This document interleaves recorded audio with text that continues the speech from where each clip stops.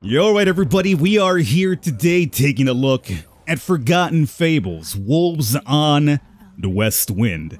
Now, if any of you are familiar with the world of the Dark Eye tabletop RPG, you're going to be in for a real treat with this one. In case you're unfamiliar, then think of the dark fantasy tales you'd find in D&D, and you'll have an idea of what Wolves of Westwind is all about. Now, much like in those character-focused RPGs, you'll take control of one of two different characters who you'll decide every big decision made in the story and in combat. Those set choices will then lead to unlocking new characters and branch off into separate quests, so it's one of those games where your choices actually do matter as opposed to, your choices matter. That being said, I would like to thank Ulysses Digital for supporting the channel by sponsoring this video. If you enjoy what you see here today, I will have a couple of links for you in the description. We can now pick this up both on Steam and iOS. Alright, let's get to it then, huh? So as I've mentioned, we're going to have two different characters at the start here to choose from to get our adventure underway. We have Orlvir, who's going to be our tough, grizzled war vet, and we also apparently have Nettie May. Probably a bit on the younger side, a mage from the lands of the Tulamides, struggling to complete her training. Well, to be honest with you, I always go with that tough, grizzled vet. Does it have anything to do with me being a boomer now? Maybe. You know, I gotta support us fellow boomers, so Orlvir's gonna be my choice here for this one. Let's get it rolling. We have Act 1. Get down. You hear the twang of a bow string in enough time to throw the traitor you're escorting into cover. He leaves behind a bush in a blind panic as you skitter around a nearby tree to keep watch. This road was supposed to be safe. I had it guaranteed. Quiet, we need to ditch the cart. It's gonna be fine. Alright, quiet down first, my friend. Be quiet. He swallows down a bundle of nerves as he looks at you and then peeks over the bush to find your pursuers. You can torch yourself around to look behind a tree without giving the archers a target to hit. It's too dark to see them or their number clearly. You can hear them though, getting closer quickly. Isleifsfell is close! We should make a run for it! You know he's not wrong, but you also know that unless you do something now, that alone will not be enough. So we can either ditch the cart, and we can fend the bandits off. Now keep in mind, we do have HP, so I think that fending off bandits in the dark could probably be a issue for us, so how about we ditch the cart instead? Enough! We're leaving the cart. We have to go on without it. But my wares! Forget your wares. Your life's more important. Go, now! You pick him up by his collar and throw him back towards the road, where he scrambles to stay upright. He casts one last desperate look towards the horse and cart you've abandoned before he bolts away awkwardly. Another arrow pierces the earth right by your foot as you sprint after him, sword kept tightly in hand. You dare one glance back as you run, hoping to catch sight of them through the shadows of the night. The first of them runs clearly around the cart, ignoring it completely and continue the chase. The second uses it as a springboard to leap onto the horse, quickly cutting its reins free and driving it towards you. With others quickly appearing after them, you know it won't be long before they run you down. So, battle sense is now picked up here. That's an ability that allows Orlvir to pick up on things others might miss, allowing you to spot weaknesses in combat opponents or to find advantages in many situations. That's going to cost us a couple of our action points here, but I think it's worth it probably, right? So let's give that the old college try. You sharpen your senses to find any advantage. You hear the pace of the pounding feet and hooves behind you. You hear Josal's heavy, uneven breathing as he struggles to run. Your eyes lock into the low-hanging tree branch dead ahead of you. That will slow them down. With a heave, you try to keep up your pace as you lift your sword over your head to cut cleanly through the wood. And then you run. It's a good thing we had a sharp sword. Besides you, Josal flails about as he struggles to keep up any kind of pace. So focused are you on your escape that you don't even notice the town now clearly visible ahead. It's only when the first arrow sails past you in the other direction that you really focus on the palisade. People are now charging or racing out of the town towards you, as well, all well-armed and well-armored. Do we join the fight or do we get Josal to safety? Now, like normally I would fight him, you know, just for them ruining my night here apparently, but our job is apparently to escort this feller here, right? So let's, we gotta keep our mercenary contract first and foremost. As the road between the palisade and the bandits becomes a hail of arrows, you drag Josal along beside you. He stumbles and you think for a moment he might drag you down too, but then you catch him and pull him back up. He splutters as you pull through the throng of Thorwalian warriors that now stand ready for the fight to begin. You feel a great swell of relief as the cries start to ring out behind you. You can finally stop to breathe. The danger has passed. Against all the odds, you've actually made it to safety. It is not a long fight, and those who were chasing you are quickly routed by the town's defenders. They ask you many questions about the chase as they invite you into the town proper. Now you can finally rest a while, laying down your burden until morning comes. Okay, so we didn't waste any time right there with some action, huh? Outlander, no sooner have you stopped at a market stand of freshly baked loaves and buns than you hear her call. You immediately recognize her as one of the warriors who came to your rescue at the palisade. Amongst the rest of the townsfolk, she stands out in a dress much richer and brighter in color. Estrid, Ulfgard, oh, why do you Vikings gotta do this to me all the time, huh? You're slightly taken back by the sheer scale of the room you step into. Long benches flank the path to the hetman's table, and huge chandeliers hang from the rafters. A handful of trophies are placed on the walls, a reminder of the triumph of those who have ruled in Isleifsfell. The air is stale and reeks of food, fire, and sweat. It's a good combination, huh? You just love the smell of sweat. Father, I found our guest. Esther leads you to the table that sits at the back of the hall, positioned so that those sat there can watch over everyone. The headman looks up from his conversation as daughter's call and quickly stands up as you approach. He greets you warmly and heartily, with arms wide and a smile to match, bowing his head in your direction. Well met, Outlander. In Swafnir and Travia's names, you are most welcome here. Thank you for joining us this morning. Please sit. Take your fill of food and drink. It's gonna hurt the old vocal cords later, I imagine. You better not have too many lines, Hetman. This is Brand. He's the town's goat, and he's been an advisor to the head person for many decades now. He indicates an older, near decrepit man in a heavy bundle of ropes who sits and eats at the end of the table. Brand gives you a long side glance that immediately unnerves you, but he says nothing and continues chewing. Without wasting another breath, the headman moves on to introduce the others. Younger man at the table. I believe you've met my youngest, Raskir. Raskir nods at you curtly as he throws a bite of bread into his mouth, then picks up a tankard to drink from. Once again, he seems to look up and down before he leans across the table to give you a strong handshake. Thank you again for escorting the Austrian trader to our town. I'm sorry it wasn't as simple as we suggested. Do you know what it means to be peaceless, Outlander? I don't personally know. Estrid hides a smirk at your impertinence behind her goblet as Raskir leans forward with a dark look. Those that attacked you last night have committed terrible, terrible crimes. They are ashamed to their ancestors and they have been stripped of all honor they can ever have. They would never find peace with the gods. They would never fight at Swafnir's side or drink at Travia's table. That is why the peaceless are scorned and hide amongst themselves on the Alperstones. For them to return in force to the mainland makes no sense. But if a group of them have, then they have a grave danger. We have a grave danger, and we must deal with them. I am happy to pay you, Outlander, if that's what it takes. Well, I mean, I'm gonna do this out of the kindness of my heart. Oh yeah, sure, I'm risking my life here. Oh, payment? Get out of here. Okay, so we have our very first quest here now to help out this little settlement. We'll see what choices we make along the way. Probably branches into something else here, but let's see here. Anything we can do? Blessings of the Hunt. You meet with the headman's children, Estrid and Raskir, in order to prepare for the task ahead. Before we begin, we will ask Swafnir for a blessing. Will you join us? Blessing of the Hunt, huh? I don't know your prayers, that's not appropriate. Why not Firun? Probably a different type of god or something. Well, let's be legit here. I don't know your prayers well enough to take part in something like this seriously. No matter, it is simple. You can listen to me and Estrid first, and that will be enough. Feel no pressure, Outlander. For us, this is tradition. It goes unnoticed by your brother, but you hear the very slight pause in her explanation. It is our duty to fulfill. For you, the offer is extended only if you wish for it.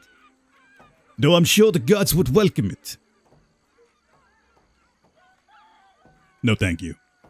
I'll wait for you to be ready. Astrid bows her head to respect your decision before moving to break the circle you have all formed in the street. As she passes by Raskir, you see her shoot a strange look at the back of his head, somewhere between annoyance and concern. Raskir, meanwhile, doesn't hide his slight disappointment with your decision, though he moves on quickly. It must be mid-afternoon by the time you eventually arrive. As the earth starts to slope more steadily upwards underneath you, Astrid orders you to slow down again.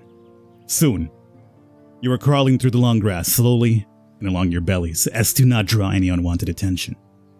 After what seems like an eternity like this, through the blades and reeds around you, you see Javik. At least, you see parts of it. Where the long grass stops, a small dirt road cuts across from west to east, leading off towards the mountains. Beyond that, you see the remains of a very small village built across the uneven land of the mountain's roots. A palisade blocks your view of most of the village, but you see some of the ruined rooftops. If it weren't for the 2 guards standing at the gateway, you'd say no one had lived here for a very long time. They're expecting trouble. Why else would they keep watch? It's 2 gods, we can take them. Yeah, this guy. It's not just 2, we could surprise them. I don't like this. See if we could surprise them, not just march up the front gate and be like, yo, we're here. We might be able to surprise them, if we move quickly enough. And what if it goes wrong, Outlander? And if they are alerted inside the village, all of this could be over very quickly. He's right, Astrid. The element of surprise is with us. Are you absolutely sure you want to do this? Try not to move the brush around too much. You look across to Astrid, who's biting her lip in thought. Hold on, look! Coming down the road. You crane your neck so that you can see whatever it is Raskir has seen. From the west, another outlaw shoves a man down the path towards the abandoned village. The man is desperately trying to wrestle out of a thick and tight rope bound around his hands. Immediately after them, another pair follows, another outlaw and another prisoner. This one is more subdued. Say the obvious here. Oh, they have prisoners. Oh, you really? You don't say. They have prisoners. That settles it. I'm going. Follow me or don't. Before he moves so much as an inch, Astrid lunges through the grass and snatches his arm tightly. Don't move. We can't let those people suffer, Astrid. There's no decision to be made. They have 2 prisoners, which means they can kill one of them just to make a point. We have to be careful. It's just like in the old Assassin's Creed Valhalla. Any ideas? Let's ask Astrid for ideas here. I think Raskir is a little bit too much thinking with full-on emotion, as opposed to using his mind. What do you think we should do, Astrid? She takes another brief moment to collect her thoughts before she nods. We should double back and approach from the forest and try to sneak through the palisades from there. If we can do that, we can deal with any peaceless we come across quickly and quietly, without raising an alarm. Then we can rescue the prisoners. We might even find a way to get them to safety before the fighting begins in earnest. You hear Raskir let out a disgusted snort. And what if they kill the prisoners before we make it all the way around to the forest? What if we're delayed or caught? Those people cannot be allowed to die. What would you do then? There's only silence for a moment while the young Thorwalian warrior actually thinks. But then you hear a growling sigh. If we cannot storm the gates, then we shall ask for an invitation into the village. What? They won't attack us on sight. If we approach from the road, they won't attack us on sight. We can use that to get close, attack the guards before they can call for help, and storm the village without losing time. Beside you, Astrid shakes her head and then taps it gently against the floor. In frustration. You cannot be this much of a fool, brother. We are outnumbered. The kind of attack will get us all killed. The prisoners have already long been dragged out of view. There are no more hints as to the peaceless true number. You simply do not have enough time to give either plan proper thought. I mean, Raskir's plan seems freaking insane. Just walk up the front gate for an invitation? What are you nuts? Astrid orders you to stop in the shadows of the stronger, taller trees. Those that weren't cut away to make a way for the palisade. You can see a gap in the tall fencing that the three of you could easily fit through. You just need to make sure it's safe. Esther sneaks forward alone first, creeping over to peer through the gap in the palisade. After a few moments, she signals for you and Rasker to approach. You do your best not to disturb the stillness as you make your way through the brush. At the palisade, you try to gauge what might be on the other side, but the angle is too oblique. You hear some voices though, and Esther raises a finger to her lips as she watches something you cannot see. When the voices die down, she nods and speaks in a breathless whisper. It doesn't look like they're on guard or patrol. At least not here. I can't see the prisoners though. We will sneak through and then split up and make our own ways through the village. If we don't find them before we go to the square, that's what will surprise the peaceless. Broken cobbled stone paths lead away deeper into the village, and the air stinks of rotting wood. Where it was quiet before, now you hear voices and the gentle wind. Though, you cannot see their source. And all of a sudden, the tension feels so much more than it did before. As quickly and quietly and carefully as you can, you draw your sword and hold it at the ready. Behind you, Esther and Rasker creep into the village too, staying quiet as they carefully look around. They quickly disappear around corners you can't follow. Your attention turns to the matter at hand. You must get to the village square unseen. Gather round, I shall now speak. You aren't sure exactly where the voice is coming from, except the direction of the square, but it makes you freeze. We've been busy of late, and there have been many sacrifices. But good work has been done, and so it shall continue today. A roar of cheers rises up in response, which only serves to make you even more nervous. Much closer to you, you hear the sound of a door opening, and realize someone is leaving the hut you stand beside. Before you can be seen, you dash to the wall of the building, where crates and boxes lie, long abandoned and empty. You skirt behind them as quietly as you can as an outlaw rounds the corner, walking down the path towards you. With bated breath, you wait and wonder for a moment whether your hastily chosen hiding spot will be seen. But the outlaw passes and you swallow your nerves down as your focus gathers. It's only a matter of time before the other person around the same corner, and you need to be on your way. Let's see if we can take out one outlaw. Not wanting to take the risk on sneaking into an open street, you wait for the outlaw to reappear. As he walks around the corner, you dash towards him and cover his mouth with your hands to stop him from yelling out. You struggle to turn him around so that you can slip your sword arm around his neck and quietly choke him. He fights back, hitting you in the gut with his elbow. Until the stranglehold works and he falls unconscious. So we took a little bit of damage in that one, but at least we preserved, at least for now, some battle points. We're not sure how much of this we're going to have to do here, because, I mean, we're dealing with an entire settlement now. There, you silently lie him down and dash to the next street, which leads you down a path of broken stone stairs. There, you find an alcove you can hide to take stock. In the square, the peaceless seem to be gathered around this mysterious speaker. To your horror, you see one of the prisoners being dragged up next to the speaker by an outlaw with a dagger. I mean, he was talking about sacrifices, so I think we know where this is going. Your people abandon you. They call you peaceless. They say you would never have honor before the gods. Well, I ask of you, my friends, what will their honor be worth when all of their gods are dead? There's another chorus of cheers from the crowd, and you see the prisoner sob and bow his head. You need to get closer, but between you and what looks more and more like a sacrifice is another outlaw. She stands by the wall of a house across the stepped path, watching the ceremony with folded arms. There simply isn't time to sneak around her. You will need to fight through her to continue on your way. Well, I mean, we preserved a little bit of points with the first one, so how about this time we actually use some of our battle points? In an instant, your mind is made up, and you're racing towards with your sword held high. She doesn't see you coming, and you crash into her at full force, knocking her through the wall's rotten wooden logs. So much for stealth, huh? The entire wall splinters open and collapses around you both. While you're quick to cover your head, she's almost immediately knocked unconscious by the collapsing logs. As you pick yourself up with a groan, the ceiling support creaks and begins to fall as well. What was that? Too late do you realize the preaching in the square has stopped. To arms, my kin, we are not alone. The square erupts into chaos as the peaceless grab for their weapons. Your chance to surprise them has been spent, but at least their plans for the prisoners, whatever they are, have been stopped. To honor, to glory! You hear Raskir's battle cry even over the din in the square, and you prepare yourself to enter the fray. There's a small army between you and the siblings. The fight has only just begun.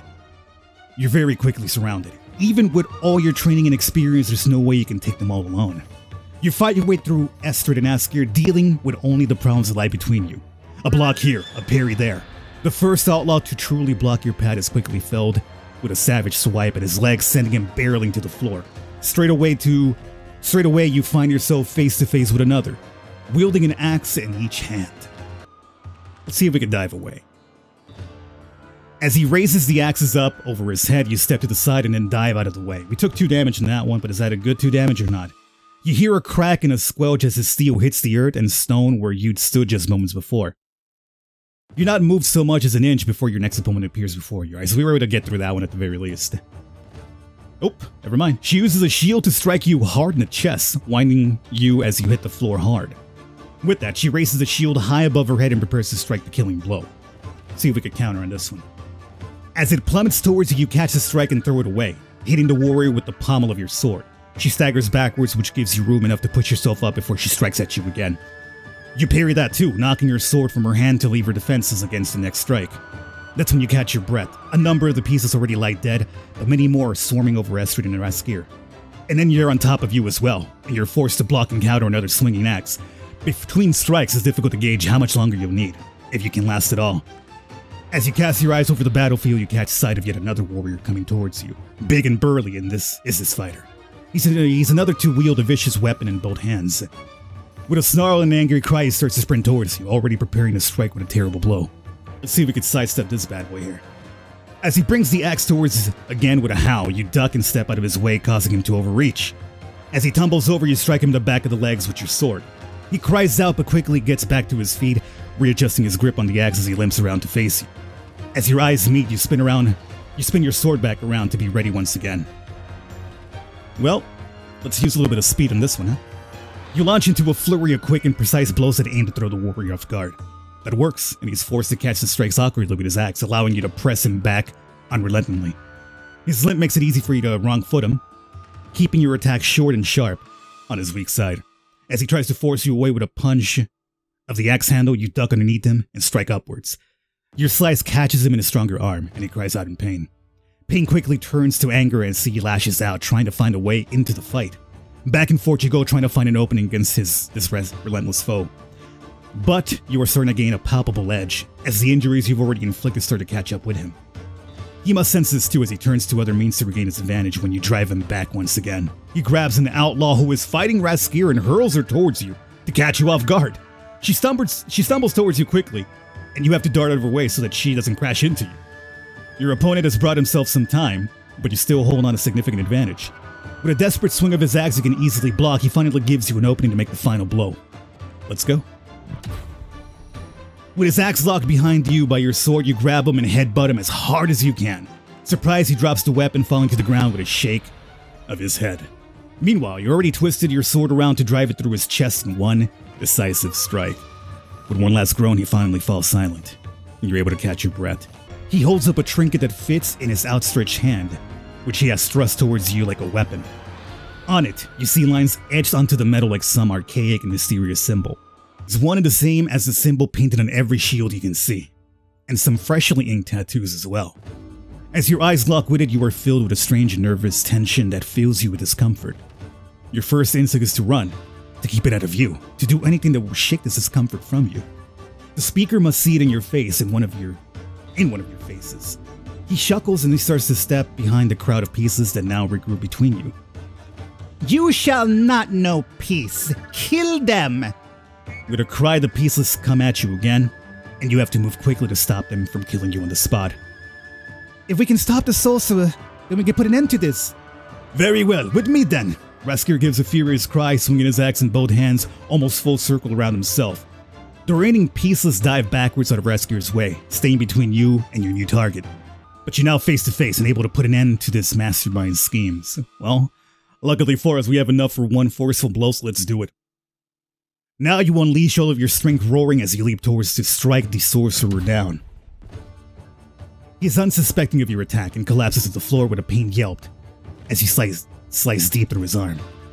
The pendant he clutches falls from his grasp, rolling safely away into the snowy, muddy, bloody turf. But before you can strike him again, he backs away from you, with his hand outstretched towards you. No! Peace! You stop short again as a very distant echo flashes across the very back of your mind. It's gone in an instant, and you don't even have time to recognize what it was. But you're left with a string of regret, or guilt, that you cannot put a finger on, as Raskir steps up next to you with a growl. As Estrid finally rejoins you, covered in blood but still completely focused, the sorcerer looks around at all of you. And he grins and laughs.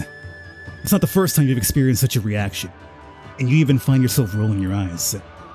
He cackles as he stretches a hand out towards you. By the time you think about raising your sword to stop him, it's already too late.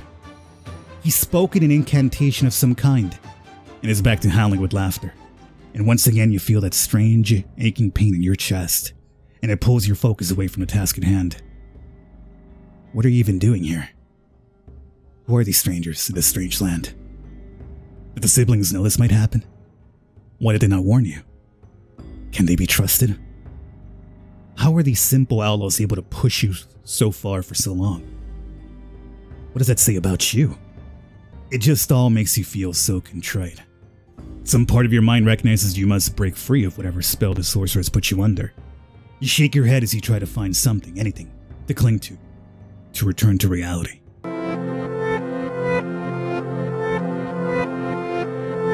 Alright everybody, and with that, we're going to go ahead and wrap it up here for this one. I hope you have enjoyed. As I mentioned earlier, down below in the description, I'll have a couple of links for you, both for the Steam version and the iOS version. So if you want to play this on PC, you're able to.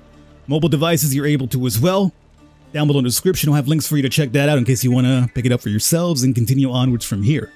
See what other branching paths you can indeed do. Definitely a lot of replay value in this one. Hope you guys enjoyed. I'll catch you next time.